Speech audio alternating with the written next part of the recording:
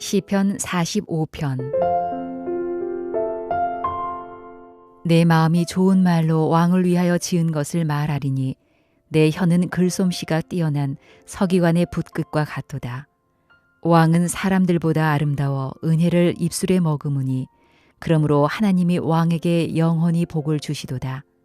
용사여, 칼을 허리에 차고 왕의 영화와 위엄을 입으소서. 왕은 진리와 온유와 공의를 위하여 왕의 위엄을 세우시고 병거에 오르소서. 왕의 오른손이 왕에게 놀라운 일을 가르치리이다.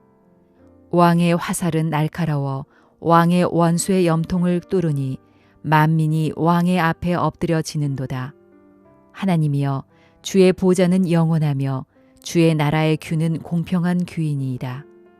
왕은 정의를 사랑하고 악을 미워하시니 그러므로 하나님 곧 왕의 하나님이 즐거움의 기름을 왕에게 부어 왕의 동료보다 뛰어나게 하셨나이다. 왕의 모든 옷은 모략과 침향과 육개의 향기가 있으며 사궁에서 나오는 현악은 왕을 즐겁게 하도다. 왕이 가까이 하는 여인들 중에는 왕들의 딸이 있으며 왕후는 오빌의 금으로 꾸미고 왕의 오른쪽에 서도다. 딸이여, 듣고 보고 귀를 기울일지어다. 네 백성과 네 아버지의 집을 잊어버릴지어다. 그리하면 왕이 네 아름다움을 사모하실지라. 그는 네 주인이시니 너는 그를 경배할지어다. 두로에 따른 예물을 드리고 백성 중 부한 자도 네 얼굴 보기를 원하리로다. 왕의 딸은 궁중에서 모든 영화를 누리니 그의 옷은 금으로 수놓았도다. 수놓은 옷을 입은 그는 왕께로 인도함을 받으며 시종하는 친구 처녀들도 왕께로 이끌려 갈 것이라. 그들은 기쁨과 즐거움으로 인도함을 받고 왕궁에 들어가리로다. 왕의 아들들은 왕의 조상들을 계승할 것이라. 왕이 그들로 온 세계의 군왕을 삼으리로다. 내가 왕의 이름을 만세에 기억하게 하리니 그러므로 만민이 왕을 영원히 찬송하리로다. 오늘은 사랑의 노래라는 제목으로 함께 말씀을 나누고자 합니다. 오늘 본문을 보면은 그 제목 가운데 사랑의 노래라는 제목이 있고 독일어 판에는 왕의 결혼식 노래라는 그런 제목이 붙어 있습니다. 아마 결혼식의 노래로 이 시를 읽었던 것 같습니다. 시는 1절부터 8절까지 신랑이 될 왕의 영광을 찬양하고 있습니다. 그리고 9절부터 15절까지는 왕과 결혼할 신부의 영광을 노래하고 있는 것이지요. 그리고 16절에서 17절은 신랑과 신부 사이에 태어날 자손들을 위한 축복의 찬양이 울려 퍼지고 있습니다. 이 시편은 메시아 텍스트로서 이제 신약에 보면은 우리의 왕이고 또 신랑으로서 오시는 예수 그리스도를 예표하고 있습니다. 또 신부는 지금 교회된 교회와 또 성도들을 말하고 있지요. 예수 그리스도의 신부된 교회와 성도의 모습을 보여주고 있는 것입니다. 오늘 보면은 신랑으로서 왕을 향한 찬양은 어떤 찬양을 하고 있는가? 2절을 보면 이렇게 말씀합니다. 왕은 사람들보다 아름다워 은혜를 입술에 머금으니 그러므로 하나님이 왕에게 영원히 복을 주시도다. 이렇게 말하고 있습니다. 2절을 좀 직역 성경으로 읽어보면 이렇습니다. 당신은 어떤 사람보다 아름답고 은혜가 당신의 입술에서 쏟아집니다. 그러므로 하나님께서 당신에게 영원토록 복을 주셨습니다. 이거를 신학적으로 좀 해석해 보면 예수 그리스도의 입술의 말씀을 통해서 하나님의 모든 은혜가 부어진다, 이렇게 말씀할 수 있는 거죠. 모든 은혜가 어디서부터 나오느냐? 예수 그리스도의 그 입술을 통한 말씀을 통해서 이제 쏟아진다는 것입니다. 그 은혜를 받은 자, 그 은혜를 발견한 자는 영원한 복을 누릴 것이다, 이렇게 찬양하고 있는 것이죠. 우리가 주목하게 되는 것은 신랑 되신 왕 되신 예수 그리스도의 가장 최고의 첫 번째 찬양이 무엇이냐, 이제 이 부분이죠. 무엇을 가장 찬양하고 있느냐, 그 첫 번째가 입술의 말씀입니다. 모든 은혜의 시작, 모든 기도의 시작, 모든 복의 시작이 바로 예수 그리스도의 입으로 나오는 말씀으로부터 온다라는 것을 보여주는 것입니다. 이게 최고의 찬양입니다. 이음줄 중보 기도 모임 때도 말씀드렸지만은 기도는 말하는 것이 아니라 듣는 것이다. 말씀을 들음으로 무엇을 기도해야 할지 뿐만 아니라 말씀을 들으면서 이렇게 구하면 들어주시겠다는 약속과 확신, 거룩한 소원이 일어나게 되고 그것이 기도로 주님 앞에 올려진다라는 것이지요. 모든 시작은 이 하나님의 말씀으로부터입니다.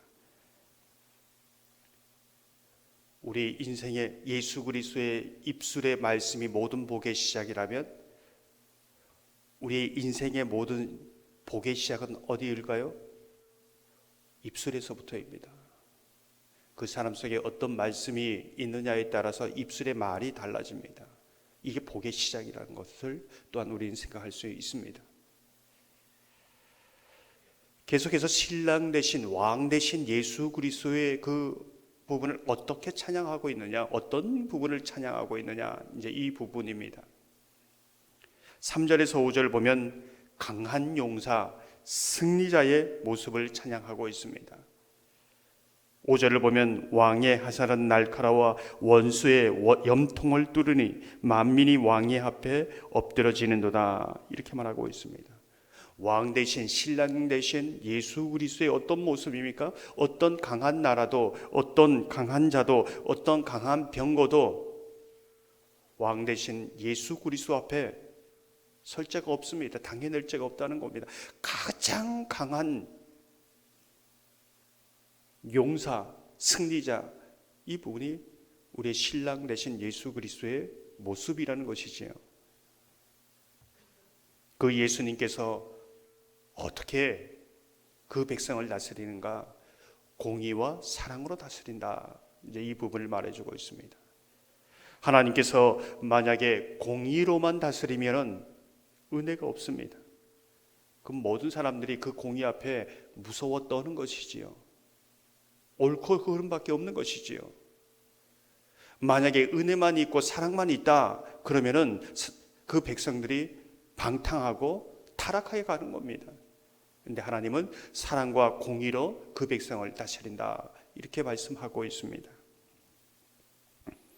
이제 이어 신부의 영광을 찬양하고 있습니다. 어떤 내용으로 찬양하고 있는가? 신부된 우리의 모습을 또한 볼 수 있는 거죠. 9절 후반절과 10절 후반절을 보면 이렇게 말씀합니다. 왕후는 오빌의 금으로 꾸미고 왕의 오른쪽에 서도다.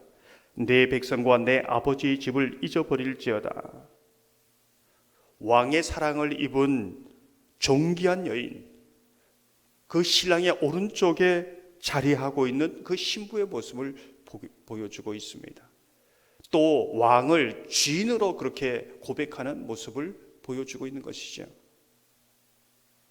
이 여인은 왕의 사랑이 너무나 크고 아름답기에 이전에 세상에 귀하게 여겼던 모든 것을 잊어버린다고 말씀하고 있습니다.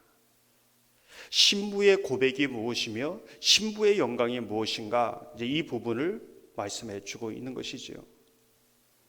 12절에 보면 이렇게 말씀합니다. 두려에 따른 예물을 드리고 백성 중 부한 자도 내 얼굴 보기를 원하로다. 우리가 눈여겨보게 되는 것은 왕위의 존귀함, 집안이 좋다거나 인물이 좋다는 것, 그것이 아닙니다. 이 왕후가 얼마나 존귀하게 세상 모든 사람들이 그 얼굴 보기를 원하느냐. 오늘 본문 말씀을 보면은 9절에 보면 왕이 가까이 하는 여인이요, 이렇게 말하고 있습니다. 무슨 뜻일까요? 이 여인이 왜 이렇게 존귀하고 모든 사람들이 아름답게 보고 모든 사람들이 그 얼굴을 보기를 원하는가? 왕이 사랑하기에 존귀합니다. 왕이 사랑하기에 아름답습니다. 왕이 사랑하기에 모든 사람들이 그 아름다움을 사모합니다.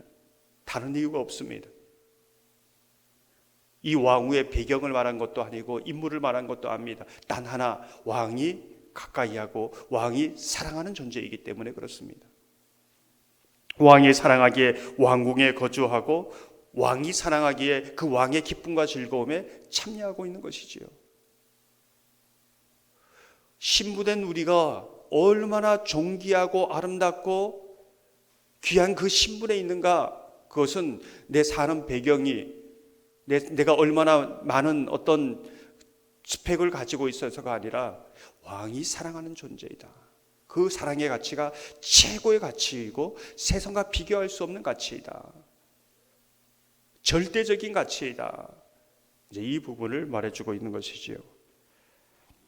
사랑하는 성도 여러분, 예수 그리스도께서 우리의 신랑 되시고 왕 되심을 찬양하는 이 새벽 되기를 소망합니다.